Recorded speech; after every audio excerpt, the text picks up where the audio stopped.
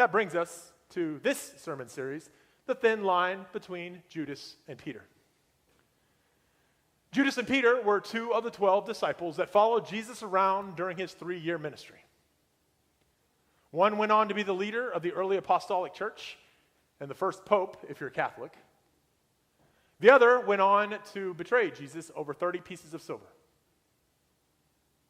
Tradition tells us that after Judas betrayed Jesus, that he hung himself. Peter is remembered as the good guy, disciple.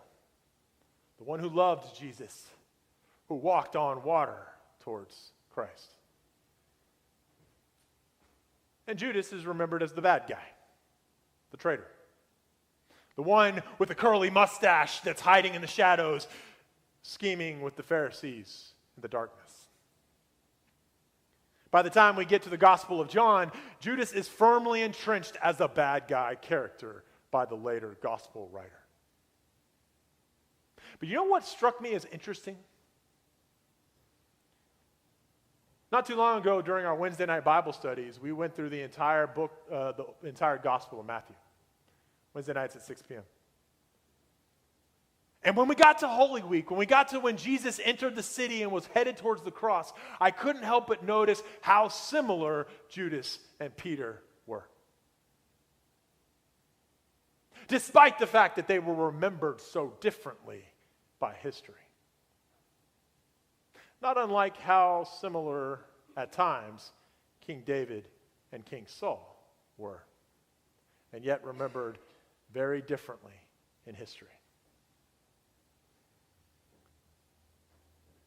Now, the purpose of the series is not to try to change your mind about Peter being the good guy and Judas being the bad guy, or to suggest that Judas wasn't responsible for betraying Jesus.